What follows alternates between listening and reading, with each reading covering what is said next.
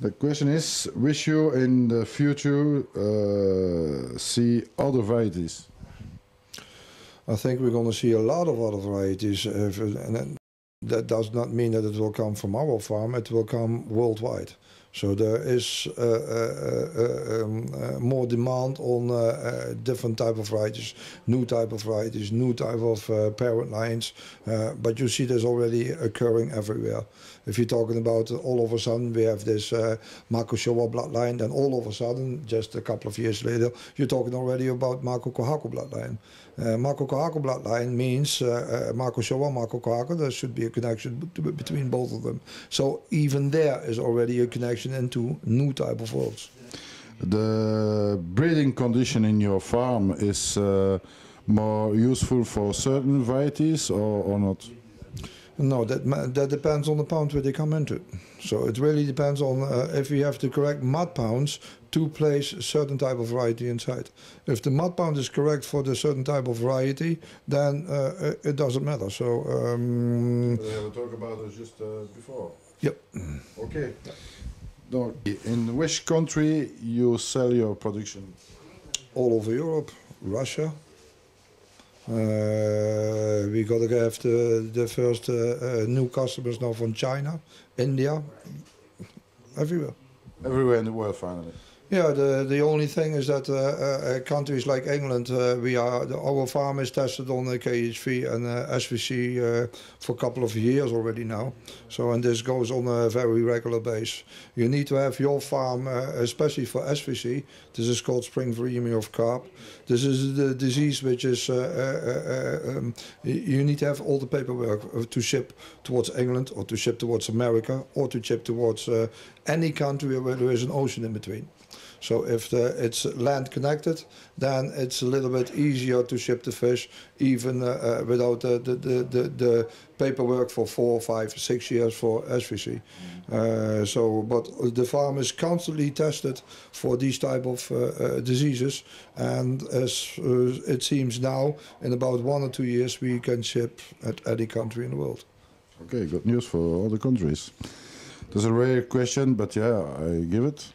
Are you sure that your customers selling the kois that you breed on the name of Yoshikigoi or not?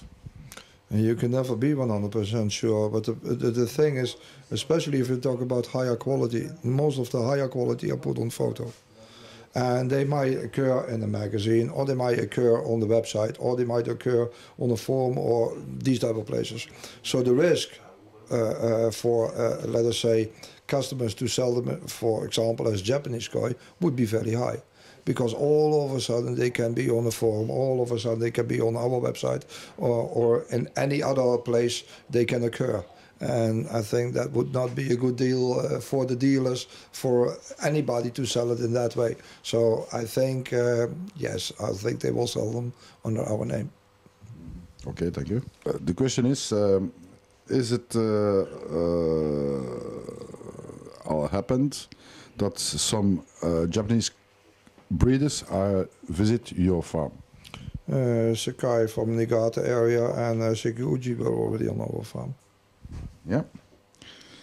Yeah, that's a good question. So, the question is, consider you that the koi are fishes from warm water or cold water? In my opinion, koi is fish for warm water, not for cold water. If it's getting too cold, they come into, they can live in very cold water. Water from 4 degrees is, they can survive it. But then you're really talking about they survive it. It doesn't mean that it's good for them. So in my opinion, koi should be around 8, 9 degrees. That's a much better climate for them on the cold period of the year, as that you're talking about 4 degrees Celsius. 12, 13 degrees is even a better temperature. 15 degrees goes even better. So for me, so if you would really say, is it a warm or cold water fish, more in the range of warm water. Okay, thank you. 3 questions in one. Consider you that your kois that you breed, of course, are KSV free or not? We are tested about 6 times until 10 times a year on KHV. And that means that we will bring every time we have to select about 60 fish. And all these 60 fish will be checked on KHV. The thing is that we don't select the fish. The thing is that this is health department from Poland will come to our farm. They will take the fish and they will also select the fish and they will also carry the fish to the labs to give the check over for not only KHV but also SVC. So yes, as far as we have now, our farm is free from KHV. But that does not mean that KHV can't come to our farm. So KHV can come to every farm. If this would be Japan or China or Israel or our place, it doesn't matter. So it always can come. Yeah, so you hold your heart that it won't come, but it can always come. But as far as all the test results are shown out now, so that means that at this point we are completely free. Okay, so the second question is with the goldfish. Is the possibility that a goldfish can have KHV or not?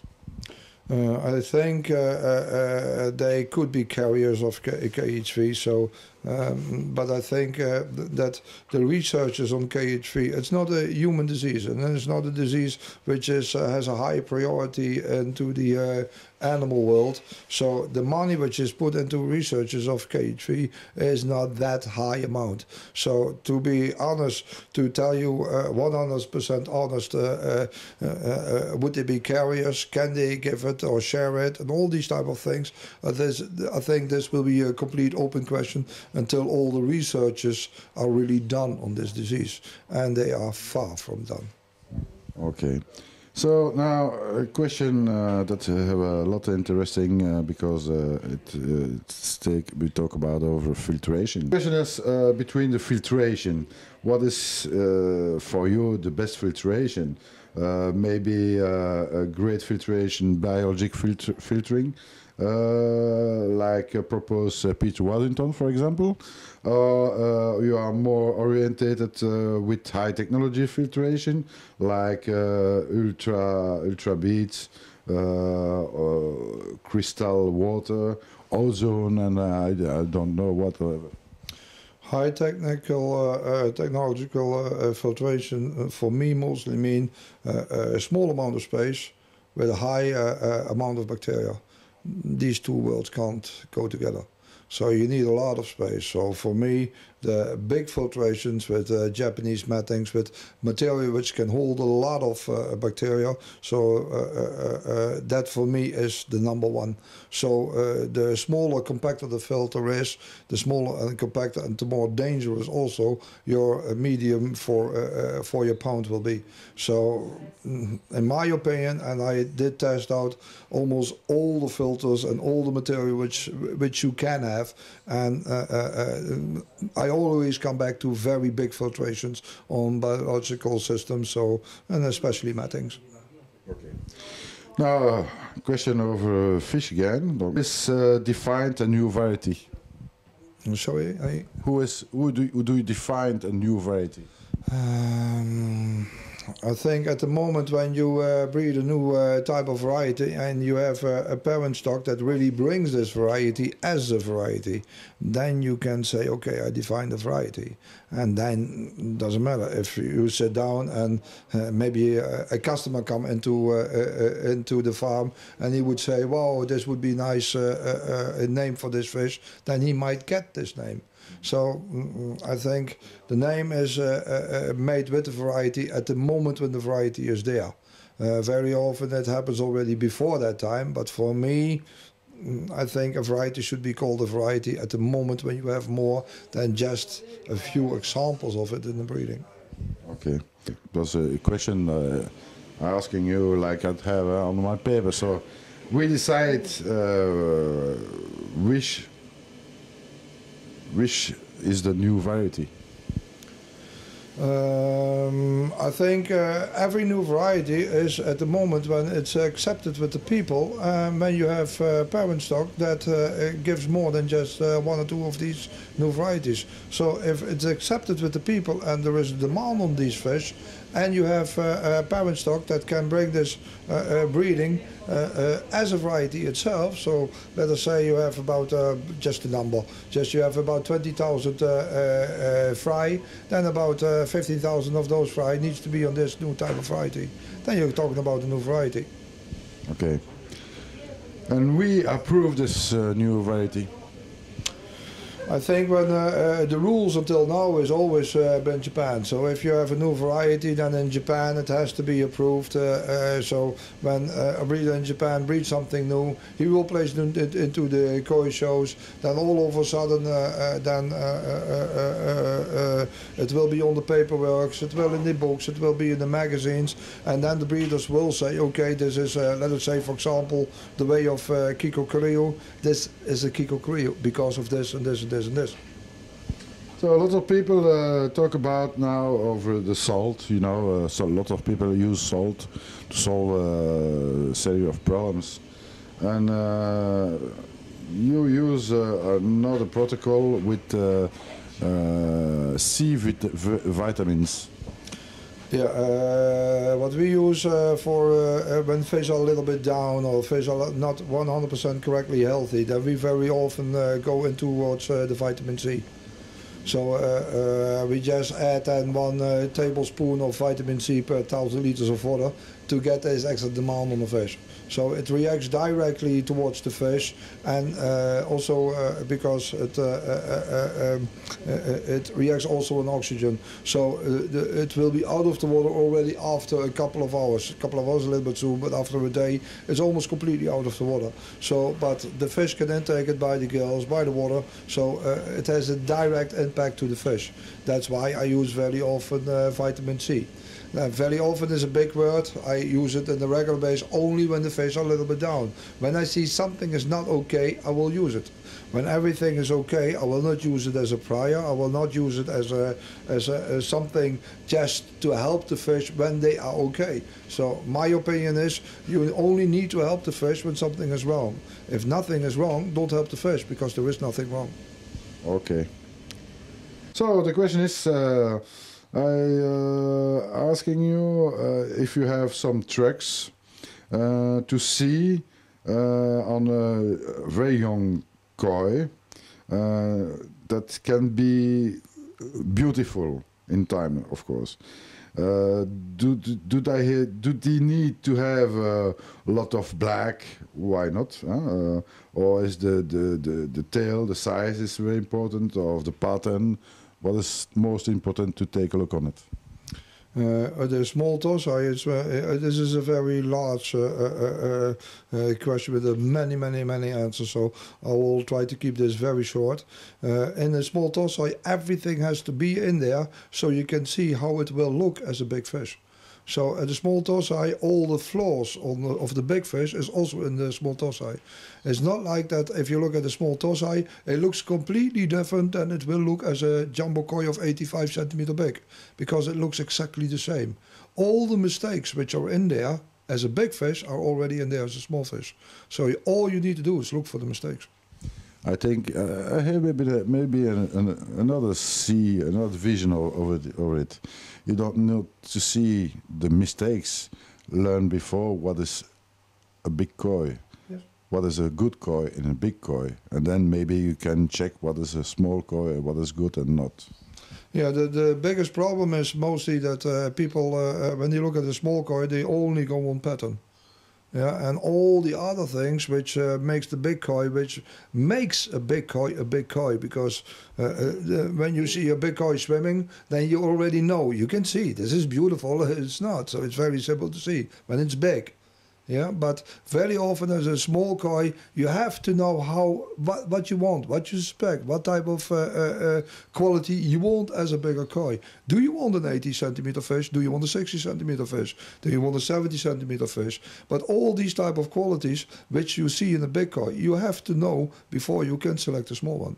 This is always the same thing. Yeah, of course, but well to say, it's more easy to know, to take a look on a big koi, what is a beautiful koi, and then when you got it, you can maybe select a small one and not the invert. Yes, you first have to know how what you like in a big koi. So this is very important always to know. That's correct. You really have to know what you like in a big koi. Most people look at the big koi, they just like it, but they don't know why do you like it. Is this tail good? Is this body good? Is this front part good? Is the head good? Are the fins good? All these type of things. You have to know why is this big koi good.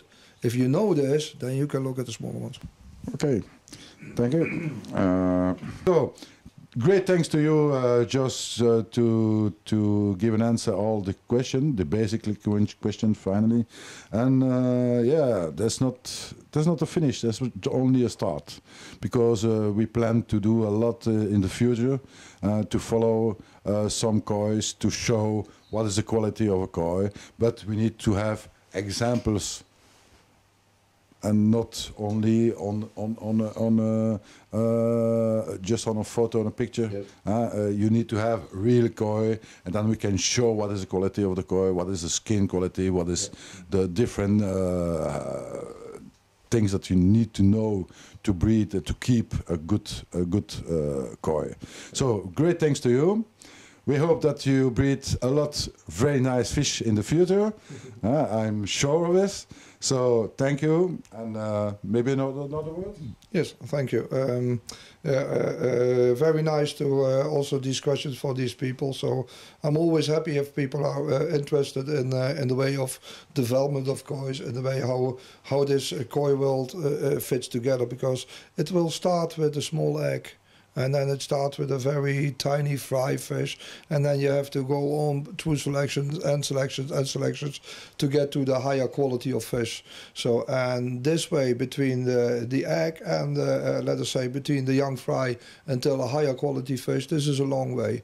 And there is, I think, for us in breeding, it's a little bit more easy to see this road. So for the future, I think it will be very interesting for us also, but also through the questions from the people to show the way, let us say, from the small fry and to a higher quality fish. Anyway, thank you to share your knowledge, and it's really interesting for everybody, for the hobby himself, and the more that you can learn, the better this is. So thank you. I see you later. Bye bye, everybody.